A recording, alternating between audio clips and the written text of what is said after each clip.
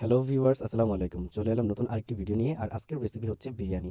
শীতের রাতে গরম গরম ধোয়া ওঠা বিরিয়ানি খেতে কি যে মজা, সেটা আসলে বলে বোঝাতে পারবো না। তো আমি লাকড়ির চুলায় বড় একটা কড়াই বসিয়ে দিয়েছি এবং সেই কড়াইতে তেল দিয়ে প্রথমে আলু ভেজে নিচ্ছিলাম। আলুগুলোকে আমি গোল্ডেন ব্রাউন করে একটু ভেজে নিব। সেই গোল্ডেন ব্রাউন করে ভেজে নেওয়ার পর আলুগুলোতে তুলে নিব। আলুগুলোতে হচ্ছে একটু লবণ, একটু হলুদ, মরিচ এগুলো দিয়ে মাখিয়ে তারপর হচ্ছে ভেজে নিয়েছিলাম। এবং ভেজে নেওয়ার পর সেই তেলের ভেতরেই পেঁয়াজ বেরেস্তা করে নিব। পেঁয়াজ বেরেস্তা হচ্ছে একটু ভালো করে একদম গোল্ডেন ব্রাউন করে হচ্ছে এটাকেও ভেজে নিব। একটু বেশি করে তেল দিয়ে নিতে হবে, কারণ বেশি করে তেল দিয়ে নিলে একটু ভাজাটা তাড়াতাড়ি হবে। না হলে কিন্তু কম তেল দিলে ভাজাটা একটু দেরি করে হবে। তো হচ্ছে এই যে দেখতেই পাচ্ছেন গোল্ডেন ব্রাউন করে ভেজে নিয়েছি এবং ভেজে নিয়ে সেগুলোকে তুলে রাখছি। এগুলো হচ্ছে পরে আমরা পোলাওতে দিয়ে দিব এবং মাংসের মধ্যে দিয়ে নিব। আমি এখানে 2 কেজি চাউলের বিরিয়ানি করব। যে এই কারণে হচ্ছে বেরেস্তার পরিমাণটা একটু বেশিই থাকবে। বেরেস্তা একটু বেশি দিলে স্বাদটাও একটু খারাপ হয় না, ভালোই লাগে। তারপর হচ্ছে সেই তেলেই আমি মাংস রান্না করার জন্য পেঁয়াজ দিয়ে দিয়েছিলাম 2 কাপের মতো। ২ কাপ পেঁয়াজ দেওয়ার পর সেগুলোকে ভালো মতো হচ্ছে ফ্রাই করে নিব।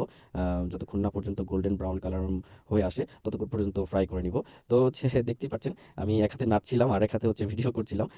এটা কিন্তু অনেকটা পিকনিকের মতো। আমার ছোট, ছোট যে সোনামণিরা আছে, আমার ভাগনা, আমার ভাগ্নি, আমার ভাস্তি, এরাও হচ্ছে আমার কাজে হাত লাগিয়েছে। তো এখানে যে বেরেস্তাটা আমরা তুলে রেখেছিলাম সেই বেরেস্তার মধ্যে একটু চিনি মিশিয়ে নিচ্ছি। তাহলে হচ্ছে বিরিয়ানির স্বাদটা একটু অন্যরকম টেস্ট হয়, মজা হয়।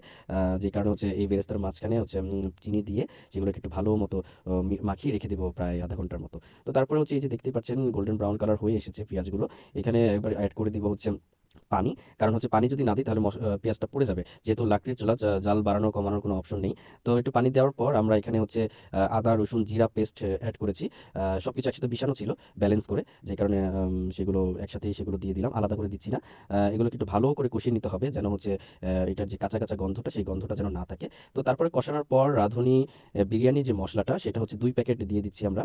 এখানে এই রাঁধুনি বিরিয়ানি মসলা দেওয়ার পর কিন্তু এক্সট্রা আর কোনো মসলার প্রয়োজন হয় না। এই মসলার ঘ্রাণেই আসলে পুরা বাড়ি মোমো করছিল। তো পরে হচ্ছে আমরা মাংসগুলো দিয়ে দিচ্ছি। আমি এখানে ২.৫ কেজি মাংস নিয়ে নিয়েছি। ২ কেজি পোলাওর চাল এবং ২.৫ কেজি মাংস। সেক্ষেত্রে হচ্ছে একদম ব্যালেন্সটা খুব পারফেক্ট হয়। একদম মাংস কমও হয় না, বেশিও হয় না। যেহেতু মুরগির মাংসে নাড়ি-ভুড়ি থাকে। তো এগুলো ফেলে দিলে আসলে দেখা যাচ্ছে যে প্রায় ১ পোয়ার মতো, ২৫০ গ্রাম বা ৩০০ গ্রামের মতো কমে যায়। তো সেখানে হচ্ছে আমি ২.৫ কেজি মাংস নিয়ে নিয়েছিলাম। এরপর দিয়ে দিলাম হচ্ছে টক দই।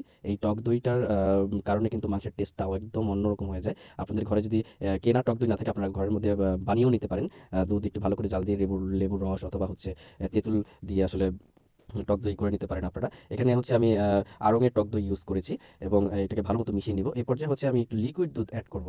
এই লিকুইড দুধটা এড করার কারণে হচ্ছে মাংসের কালারটা একটু চেঞ্জ হয়ে যাবে এবং এই স্বাদটাও কিন্তু অনেক গুণে বেড়ে যায়। তো এটাকে আমি একটু ভালো করে মিশিয়ে নিচ্ছিলাম এবং এটাকে ভালো করে রান্না করতে হবে যতক্ষণ না পর্যন্ত মাংস একদম সিদ্ধ হয়ে আসে। আমি এখানে কিন্তু এক্সট্রা করে কোনো পানি ইউজ করব না। এই যে লিকুইড দুধ, টক দই এগুলোর ভিতরেই কিন্তু এই মাংসটা, মানে এগুলোর ভিতরে যে পানি থাকে সেই পানির ভিতরে এই মাংসটা হয়ে যাবে। তো যাই হোক, এই পর্যায়ে একটু লবণ এড করে নিলাম। লবণটা একটু ব্যালেন্স করে দিবেন যেহেতু পোলাওয়ের মধ্যেও লবণ থাকবে। সো লবণ খুব বেশি দিবেন না। লবণ দেওয়ার পর এখানে হচ্ছে আমি একটু মরিচের গুঁড়া এড করে নিচ্ছি, রাঁধুনি মরিচ গুঁড়া। একটু কালারটা অন্যরকম আসবে। হলুদ গুঁড়া কিন্তু ইউজ করব না। হলুদ গুঁড়া ইউজ করলে কিন্তু পুরা মাংসটা হলুদ হয়ে যাবে এবং সেই সাথে যখন মাংসটা পোলাওর সাথে দিয়ে দেবো, পোলাওটাও কিন্তু হলুদ হয়ে যাবে। যে কারণে শুধু মরিচ গুঁড়াটা ইউজ করব। তো এর পর্যায়ে আমরা একটু সস এড করে নিচ্ছি। এটা হচ্ছে আমার ভাগনা। সে একটু সে আমার পাশে বসে, বসে জাল দিচ্ছিল, আবার একটু নাড়াচাড়া দিচ্ছিল, ওই যে আপনাকে দেখাই দিচ্ছি। ও খুব ট্যাটনা, খুব দুষ্টু কিন্তু খুব ভালো। আমার জন্য খুব মায়া দয়া ওর। আমি বলতে পাগল। তো ও একটু নাড়াচাড়া দিচ্ছিল আরকি। পিকনিকটা তো সবার জন্যই। আসলে সবাই মিলেমিশে করলে আসলে মজাটা একটু বেশি হয়। তো এই তো মাংস হয়ে গিয়েছে। আমি নামিয়ে নিয়েছি এবং এই কড়াইতেই হচ্ছে পোলাওর জন্য আমি পেঁয়াজ দিয়ে দিয়েছি। বিরিয়ানিটা পেঁয়াজ দিয়ে দিয়েছি এবং এই পেঁয়াজের মধ্যে হচ্ছে আদা, রসুন, জিরা পেস্ট দিয়ে দিচ্ছি। এটাকে একটু ভালো করে ভেজে কষিয়ে নিব গোল্ডেন ব্রাউন হওয়া পর্যন্ত। তারপরে হচ্ছে আমরা এটার ভিতরে চাল দিয়ে দেব। চালটাকে একটু ভালো করে ভেজে নিতে হবে। যেন সব জায়গায় সব চালগুলো একদম একটু ফুটে আসে এরকম টাইপের। তো ভালো করে ভেজে নেওয়ার পর একটা জিনিস খেয়াল রাখবেন, যত ভাজবেন পোলাওর চাল তত কিন্তু পোলাওটা মজা হবে।